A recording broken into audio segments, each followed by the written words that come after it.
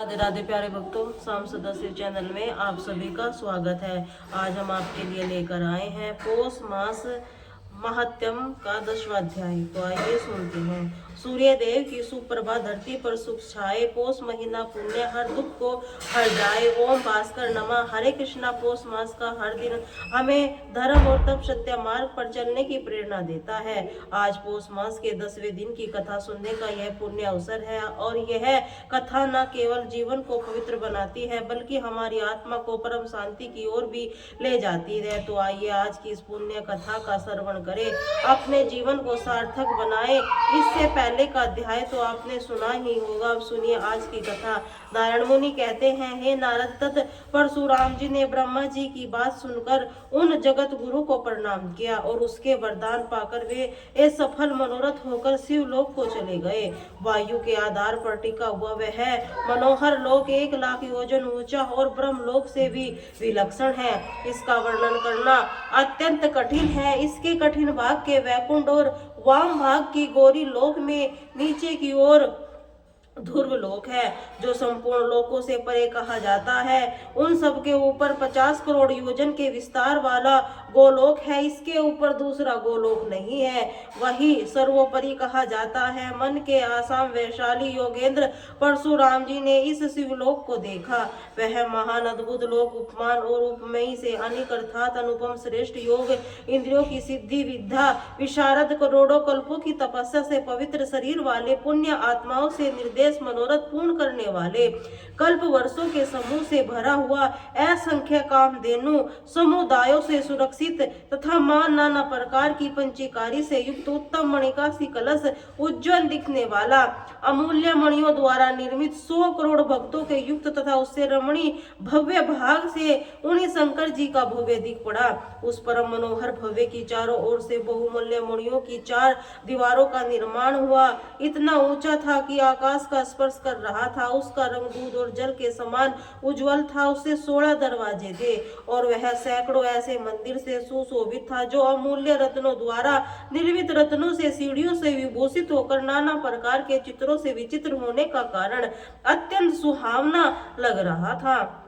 उसके द्वार पर जो भयंकर द्वारपाल नियुक्त थे, जिन्हें परशुराम जी ने देखा, उनकी आकृति बड़ी बड़ोल थी। दांत मुख बड़े विकराल थे। 3 बड़े बड़े नेत्र थे जिसके कुछ पीली माँ और लाली माँ छाई हुई थी।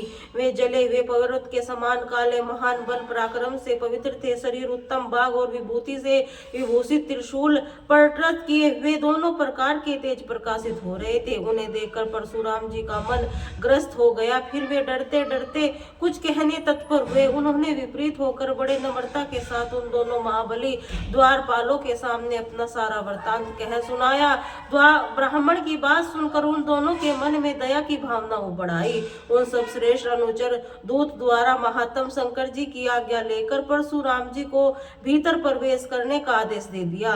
परशुराम जी उनकी आज्ञा पाकर श्री हरि का ध्यान करते हुए उस भवन में अंदर प्रवेश गए। वहां उन्होंने एक एक करके 16 दरवाजों को देखा, जो तरह तरह की चित्रकारी से विचरित होने के कारण अत्यंत सुंदर थे। उन सभी द्वारपाल नियुक्त थे। उन्होंने देखकर परशुराम जी को महान आश्चर्य हुआ। आगे बढ़ने पर उन्होंने शंकर जी की सभा दिखाई पड़ी, जो बहुत ही सिद्ध गणों से व्याप्त महर्षि द्वारा सेवित और पराजित पुरुषों के गण से युक्त वायु प्रदान सुभावित थी। उस सभा से उन्होंने देवेश्वर शंकर के दर्शन किए। वे रत्नाभूषण के सुसज्जित होकर रत्न सिंहासन पर विराजमान थे। उन्होंने मस्तक पर चंद्रमा सुशोभित हो रहा था। वे बागम पहने और त्रिशूल पटक धारण करते हुए उनके शरीर से विभूत सुशोभित था। सर्प का युग को पवित्र रहने से महान कल्याण स्वरूप कल्याण करने वाले कल्याण के कारण पूर्ण काम करोड़ों सूर्य के सम्मान प्रभावशाली था। उसका मुख प्रसन्न था जिस पर मंद मंद मुस्कान थी। अद्भुत छटा बिखर रही थी। भक्तों का अनुग्रह करने के लिए आधीर हो रही थी। सनातन ज्योति स्वरूप लोकों के लिए अनुग्रह करने से मूर्त रूप जटाधारी सती की हड्डियां सुशोभित तपस्या हो के फल देने वाले संपूर्ण सत्य को पता दाता थे। उनका वर्ण शुद्ध स्पष्टिक और समान उज्जवल था। उसके 5 मुख 3 नेत्र थे। तत्व मुद्रा द्वारा शिष्यों का गुहा ब्रह्म का उपदेश कर रहे थे। योगेंद्र उनकी स्तुति में तो बड़े बड़े सिद्ध उनकी सेवा से नियुक्त थे। उन्हें देखकर परशुराम जी बड़े आदर के साथ सर झुकाकर प्रणाम किया। फिर शिव के बाएं भाग में कार्तिकेय, दाहिनी और गणेश समान नंदीश्वर, महाकाल, वीरभद्र, उसकी गोद में उनकी प्रियतमा पत्नी गिरिराज नंदिनी गौरी को देखा। उसको भी परशुराम जी ने बड़े ही साथ भक्ति पूर्वक सर झुकाकर नमस्कार किया। उस समय शिव जी का दर्शन करके परशुराम जी परम संतुष्ट हुए।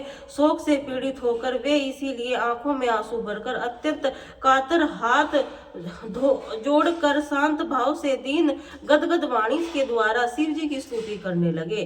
परशुराम जी बोले, ईश्वर से आपकी स्तुति करना चाहता हूँ, परंतु स्फूर्ति करने पर सर्वदा असमर्थ हूँ। आप अक्षर और अक्षर के कारण तथा इच्छा रहित है, तब मैं आपकी क्या स्तुति करूँ। प्रभु, मैं तो अंध बुद्धि हूँ, मुझ शब्दों की योजना करने का ज्ञान तो नहीं चला हूँ। देवेश्वर, जो स्तुति करने वाला, उनकी स्तुति करने से शक्ति स्वयं वेदों को नहीं, उन आपकी स्तुति करके कौन पार पा सकता है। आप मन, बुद्धि और वाणी के अगोचर सार से भी सार रूप प्राकृत ज्ञान और बुद्धि के असाध्य, आदिमंद और अंत में हीन तथा अविनाशी विश्व का साधन करने वाले, तंत्र रहित तंत्र के कारण ध्यान द्वारा असंख्य साधन करने से अत्यंत सुगम, दया के सागर, दीन बंधो अत्यंत दीन हूँ। करुणा सिद्धो तेरी रक्षा कीजिए। आज मेरा जन्म सफल, जीवन सुजीवन हो गया, क्योंकि भक्तगण जिन्हें स्वप्न में ही नहीं देख पाते, उन्हीं को इस समय प्रत्यक्ष देख पा रहा हूँ। जिसकी कला से इंद्र आदि देवगण, जिनके एक क्लास से चराचर प्राणों उत्पन्न हुए, उस महेश्वर को मैं नमस्कार करता हूँ। जो सूर्य, चंद्रमा, अग्नि, जल और वायु के रूप को विराजमान है, उन महेश्वर को मैं अभिवादन करता हूँ। जो इसी रूप नस्पुरुष रूप से संपूर्ण रूप धारण करके जगत का विस्तार करके जो सबको आधार स्वरूप है, उस महेश्वर को मैं नमस्कार करता हूँ। माल्य कन्या देवी पार्वती को कठोर तपस्या करके जिन्हें प्राप्त किया है, दीर्घ तपस्या के कारण जिनका प्रताप होना अत्यंत दुर्लभ है, सबके लिए कल्प वर्ष रूप है, अभिलाषा से अधिक फल प्रदान करने हेतु शीघ्र प्रसन्न हो जाते हैं। जो भक्तों के बंधु महेश्वर को मैं नमस्कार करता हूँ। लीलापूर्ण सर के लिए ही विश्व सृष्टि का श्रृंगार करने वाले उस भयंकर रूपधारी महेश्वर को मेरे नाम है। जो काल रूप, काल के काल से कारण काल उत्पन्न होने वाला, जो अजमंता तथा बारंबार जन्म धारण करने वाले आदि कुछ है, उन महेश्वर को मैं मस्तक झुकाता हुआ कहकर दूबंदी परशुराम शंकर जी के चरण कमलों में गिर पड़े। शिव ने परम प्रसन्न होकर उन्हें शुभ आशीर्वाद दिया। नारद जी भक्ति भाव सहित उस परशुराम कृत स्रोत का पाठ करता है, संपूर्ण पापों को पूर्णतया मुक्त होकर शिवलोक को जाता है। इसके बाद महादेव जी पूछने पर परशुराम जी ने कहा, हे दया निधान, मैं भृगुवंशी जगदम्बी का पुत्र परशुराम हूँ, आपका दास हूँ, आपका शरणागत हूँ, आप मेरी रक्षा कीजिए। इसके बाद सारी घटना विस्तार से सुनकर परशुराम जी ने कहा कि मैं अब पृथ्वी को 21 बार क्षत्रिय शून्य करने और पिता का वध करने वाले कांति वीर को मारने की प्रतिज्ञा भी, प्रभु आप मेरी प्रतिज्ञा को पूर्ण कीजिए। इस बात को सुनने से भगवती पार्वती और भद्रकाली ने कृत होकर परशुराम जी को भत्सना। एक परशुराम जी को भगवती गौरी और कालिका के क्रोध भरे वचन सुनकर उच्च स्वर से रोने लगे, अपने प्राणों का त्याग करने के लिए तैयार हो गए। तब दया सागर भक्त अनुग्रहकारी प्रभु महादेव ने ब्राह्मण बालक को रोते हुए देखकर स्नेह चित्त से अत्यंत विनम्र पूर्ण वचनों के द्वारा गौरी काली का क्रोध शांत किया। उन्होंने दोनों तथा अन्य सभी को अनुमति देकर परशुराम जी इसे का आरंभ किया। शंकर जी ने कहा, वत्स, आज मैं तुम्हें अपने लिए श्रेष्ठ पुत्र के समान हुए, इसीलिए मैं तुम्हें एक ऐसा गुहा मंत्र प्रदान करूंगा जो त्रिलोकी में अत्यंत दुर्लभ है। इसी प्रकार एक ऐसा परम अद्भुत कवच बतलाऊंगा जिसके धारण करने से ए मेरी कृपा से अनायास कर्तव्यवारी का वध कर डालोगे। हे प्रभु, तुम 21 बार पृथ्वी को, भूपालों को शून्य भी कर दोगे। सारे जगत में तुम्हारी कीर्ति व्याप्त हो जाएगी। इसके शयन को भी नारद ऐसा शंकर जी से परशुराम को परम दुर्लभ मंत्र त्रिलोकी विजय नामक अद्भुत कवच प्रदान किया। फिर श्रोत पूजा विधान चरण पूर्वक मंत्र सिद्धि का अनुष्ठान किया। ठीक ठीक कर्म सिद्धि स्थान काल संध्या निर्मित बतलाई। उसी समय पूर्ण वेद पढ़ दिए। शिवजी परशुराम को नागपाश पशुपात्र अत्यंत दुर्लभ महतरत अग्निश्य नारायण वासुदेव यतम निष्कासम साधन अक्षय धनुष आत्म रक्षा उपाय संग्राम का विजय पाने का क्रम अनेक प्रकार से माया युद्ध मंत्र पूर्वक हुकार अपनी सेना की रक्षा सूत्र मंत्रु विनाश का ढंग युद्ध संकट में ए समय नाना प्रकार के अनुपम उपाय संकार की मोहित करने वाली बुढ़ापा मृत्यु का हरण करने वाली विद्या को सिखाई। परशुराम जी ने चिरकाल में गुरु उकुल में ठहर कर संपूर्ण विद्याओं को सीखा। तीर्थ में जाकर मंत्र सिद्धि था। आप इसके बाद शिव आदि को प्रणाम करके वापस आश्रम में लौट आए। नारद जी ने पूछा, भगवान अब मेरी यह सुनने की इच्छा है कि भगवान शंकर ने दयावंश परशुराम जी को कौन सा मंत्र कौन सा स्रोत कवच दिया था, जिस मंत्र के आराध्य देवता कौन है, कवच धारण करने का क्या फल है और स्रोत पाठ की किस फल की प्राप्ति है, अब आप इसे बतलाइए। तब नारद मुनि ने देव ऋषि नारद के सामने कुछ वर्णन किया। उसका वृतांत आप अगले अध्याय में सुनेंगे, क्योंकि आज बुधवार का भी दिन है। जो पौष मास महात्म की कथा के साथ साथ आप गणेश भगवान की कथा की भी सुनी। एक बार गणेश जी ने पृथ्वी लोक के अनुसार परीक्षा लेने का विचार किया। वे अपना रूप बदलकर पृथ्वी में भ्रमण करने लगे। उन्होंने एक छोटे से बालक का रूप धारण कर लिया। एक हाथ में एक चम्मच में दूध लिया और दूसरे हाथ में चुटकी चावल ले लिए। अब वह गली गली घूमने लगे कि साथ ही साथ आवाज लगाते रहते कि कोई मेरे लिए खीर बना दो, कोई मेरे लिए खीर बना दो। कोई भी उन पर ध्यान नहीं देता था, बल्कि वे हंस रहे थे। लगातार गांव के बाद दूसरे गांव उसी तरह चक्कर लगाते हुए पुकारते रहे, कोई खीर बनाने के लिए तैयार नहीं था। सुबह से शाम हो गई, गणेश लगातार घूमते रहे। उसी गाँव में एक बुढ़िया न थी। शाम के समय वे अपनी झोपड़ी के बाहर बैठी हुई थी। तभी गणेश जी वहां पुकारते हुए निकले कि कोई मेरी खीर बना दो, कोई मेरी खीर बना दो। बुढ़िया बहुत कोमल हृदय वाली थी। उसने कहा, बेटा तेरी खीर बना देती हूँ। गणेश जी ने वह रुक गए। बूढ़ी माई कहने लगी, माई अपने घर में से दूध और चावल लेने के लिए बर्तन लेकर आओ। बुढ़िया एक कटोरी लेकर जब झोपड़ी से बाहर आई, गणेश जी ने कहा, अपने घर के सबसे बड़ा बर्तन लेकर आओ। बुढ़िया की यह बात सुनकर और थोड़ी झुंझलाहट हुई, पर वह उसने बालक का मन रखने के लिए कहा, चलो बच्चे का मन रख देती हूँ। अब अंदर जाकर वह अपने घर का सबसे बड़ा वाला पतीला लेकर बाहर आई। तब गणेश जी एक चम्मच में दूध पतीले में उड़ेल शुरू किया। बुढ़िया का आश्चर्य की सीमा नहीं रही। उसने देखा कि दूध से ही तो पतीला पूरा भर गया है। वह हैरान हो गई। बाद बूढ़ी माई बर्तन झोपड़ी से बाहर लाती गई। गणेश जी उसे दूध भरते चले गए। इस तरह से बूढ़ी माई ने सारे घर के बर्तन दूध से लबालब भर दिए। गणेश भगवान बूढ़ी माई ने कहा, माई स्नान करके आता हूँ, तब तक तुम खीर बना लो, मैं वापस आऊंगा। तो बूढ़ी माई ने पूछा, मैं इतनी सारी खीर का क्या करूंगी? तब गणपति जी बोले, अब तो माई आज सारे गांव को दावत दे दूं। बूढ़ी माई ने बड़े प्यार से मन लगाकर खीर बनाई। खीर की मीठी मीठी बीपी खुशबू चारों दिशाओं में फैल गई। खीर बनने के बाद वह हर घर में जाकर खीर खाने का न्योता देने लगी।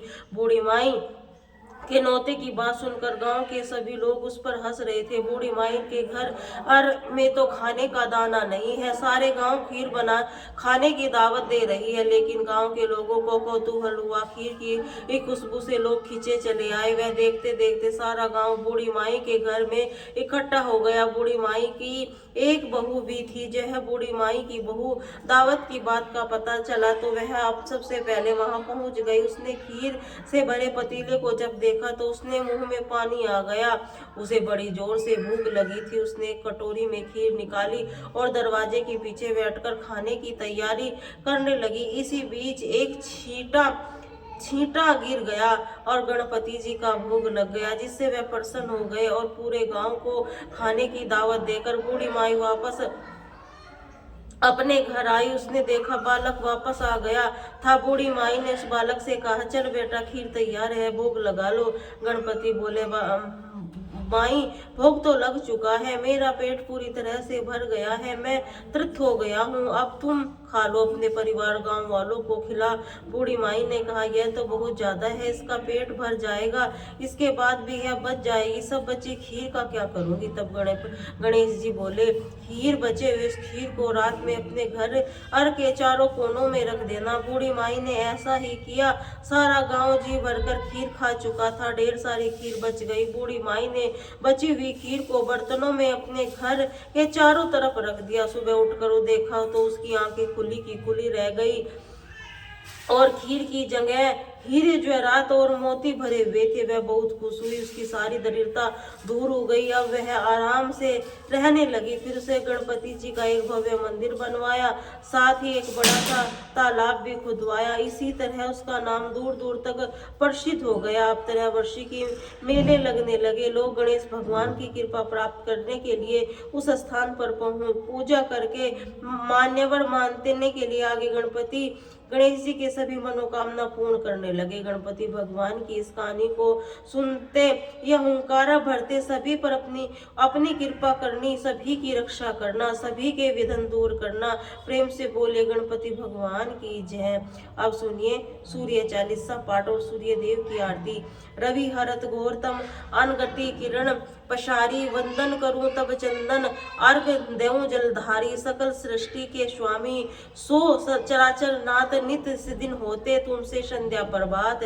जय भगवान सूर्य भगवान, जय खरगेन दिन पर शुभकारी। तुम हो सृष्टि के नेत स्वरूपा, त्रिगुणधारी त्रिनेत स्वरूपा। तुम कारत संगार पवन चतुर्दशी संचालक, सुंदर बतन चतुर्दशी रेशमी तुम्ही।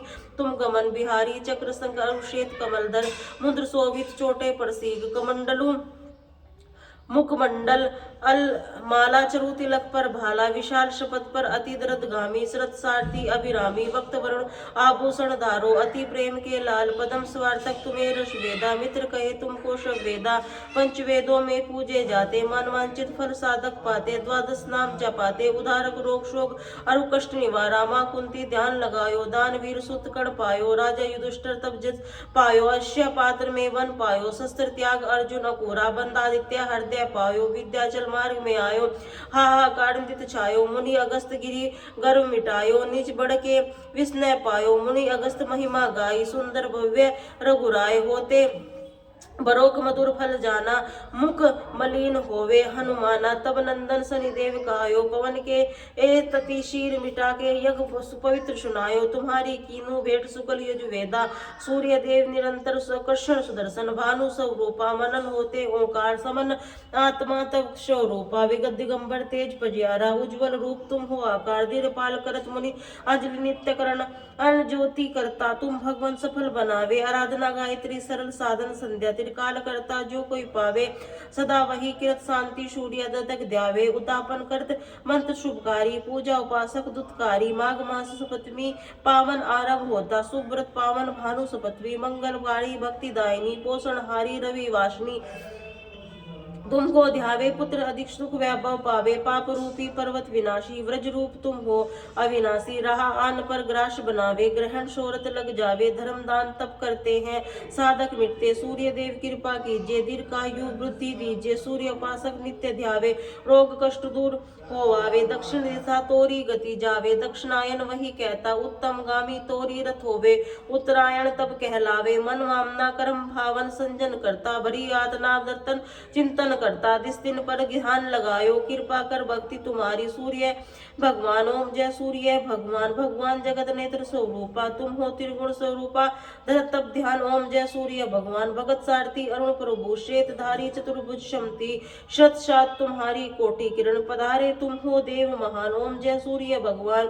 भगवान उमा उषा काल में तुम उदय चल आते, सब दर्शन कर पाते, फैलाते उजियारा जगत जगत सारा, करे सब अब गुणवान। ओम जय सूर्य भगवान, संध्या भुवनेश्वर अता चल जाते, गोधन पर ही आते, गोदोली बेला पर घर घर आंगन में छाते, महिमा गान। ओम जय सूर्य भगवान, भगवान देव दजुन पर नारी, ऋषि मुनिवर भजते आदित्य हरदारी, जपते श्रोत मंगलकारी, इसकी रचना न्यारी, नव जीवन दान। ओम जय सूर्य भगवान, भगवान तिमंतर काल रचिता, तुम हो जग आधार, महिमा अपरण प्राणु नित्य करके, भक्त अपने देते बल बुद्धि ज्ञान। जय सूर्य भगवान, जल चल खेचर सबको प्रणाम, तुम सब जीवों को प्रणाम, तुम हो वेद पुराण बखानी, धर्म सभी तुम्हें माने, तुम सर्व शक्तिमान। ओम जय सूर्य भगवान, ओम जय सूर्य भगवान, तुम पवन प्रतिपाला, रित तुम्हारी दासी दास, अविनाशी शुभकारी, शुभम हर्तकारी सूर्य भगवान। ओम जय सूर्य भगवान, ओम जय सूर्य भगवान, त्रिगुण स्वरूपा धरत तट ध्यान। ओम जय सूर्य भगवान, ओम जय सूर्य भगवान, ओम जय सूर्य भगवान।